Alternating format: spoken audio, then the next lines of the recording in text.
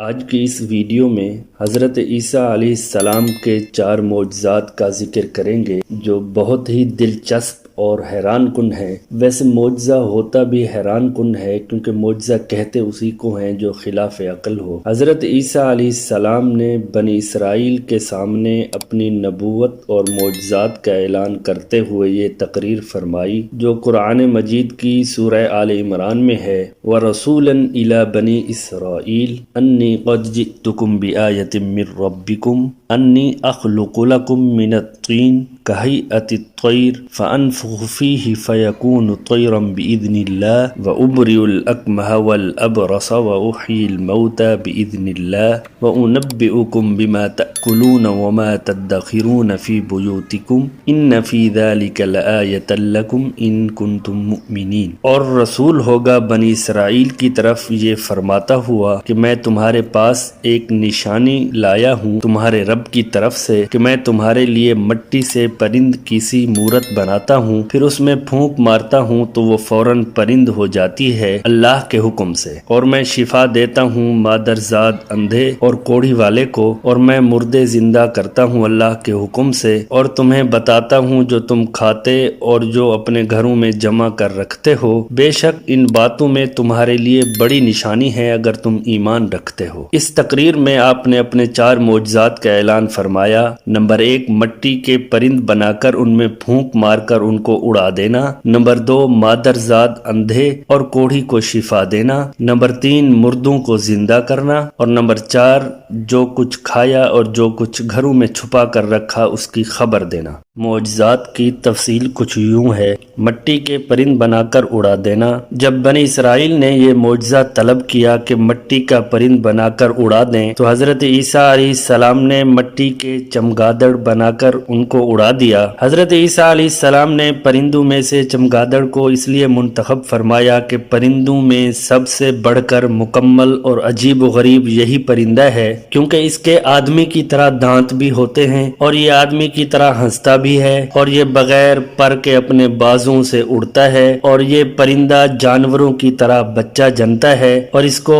حیض بھی آتا ہے۔ روایت ہے کہ جب تک بنی اسرائیل دیکھتے رہتے یہ چمگادڑ اڑتے رہتے اور اگر ان کی نظروں سے اوجھل ہو جاتے تو گر کر مر جاتے تھے۔ تو ایسا اس لیے ہوتا تھا تاکہ خدا کے پیدا کیے ہوئے اور بندہ خدا کے پیدا کیے پرندے میں فرق اور امتیاز باقی رہے۔ دوسرے نمبر پر تھا مادرزاد اندھوں کو شفا دینا۔ روایت ہے کہ ایک دن میں 50 اندھوں اور کوڑھیوں کو آپ کی دعا سے اس شرط پر شفا حاصل ہوئی کہ وہ ایمان لائیں گے۔ مردوں کو زندہ کرنا۔ روایت ہے کہ آپ نے 4 مردوں کو زندہ فرمایا۔ نمبر 1، اپنے دوست آزر کو۔ نمبر 2، ایک بڑھیا کے لڑکے کو۔ نمبر 3، ایک عشر وصول کرنے والے کی لڑکی کو۔ نمبر 4، حضرت سام بن نوح علیہ السلام کو۔ پہلے نمبر پہ آزر تھا۔ یہ حضرت عیسیٰ علیہ السلام کے ایک مخلص دوست تھے جن کا انتقال ہونے لگا تو ان کی بہن نے آپ کے پاس قاصد بھیجا کہ آپ کا دوست مر رہا ہے۔ اس وقت آپ اپنے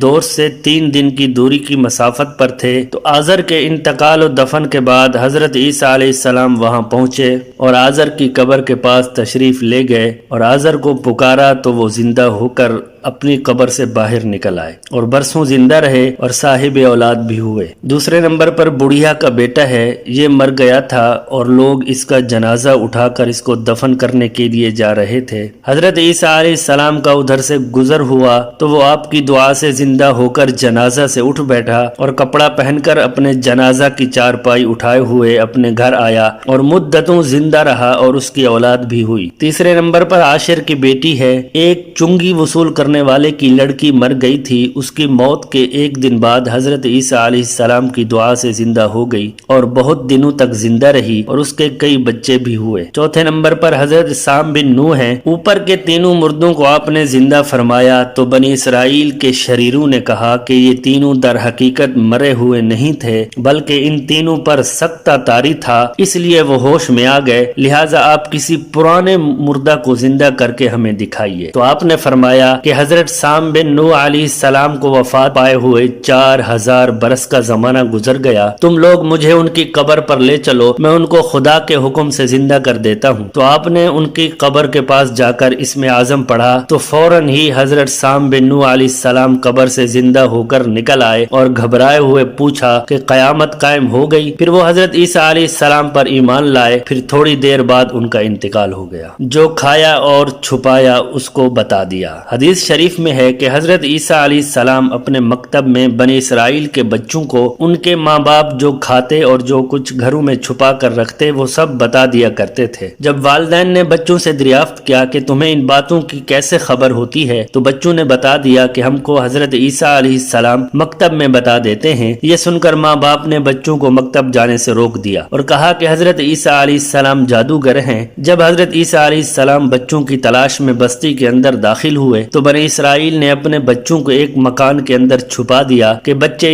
یہاں نہیں ہیں۔ آپ نے پوچھا کہ گھر میں کون ہے تو شریروں نے کہہ دیا کہ گھر میں سور بندر ہیں۔ تو آپ نے فرمایا کہ اچھا سور ہی ہوں گے۔ چنانچہ لوگوں نے اس کے بعد مکان کا دروازہ کھولا تو مکان میں سے سور ہی نکلے۔ اس بات کا بنی اسرائیل میں چرچا ہو گیا اور بنی اسرائیل نے غیظ و غضب میں بھر کر آپ کے قتل کا منصوبہ بنا لیا۔ یہ دیکھ کر حضرت عیسیٰ علیہ السلام کی والدہ حضرت بی بی مریم رضی اللہ تعالی عنہا آپ کو ساتھ لے کر مصر کو ہجرت کر گئیں۔ اس طرح آپ شریروں کے شر سے محفوظ رہے۔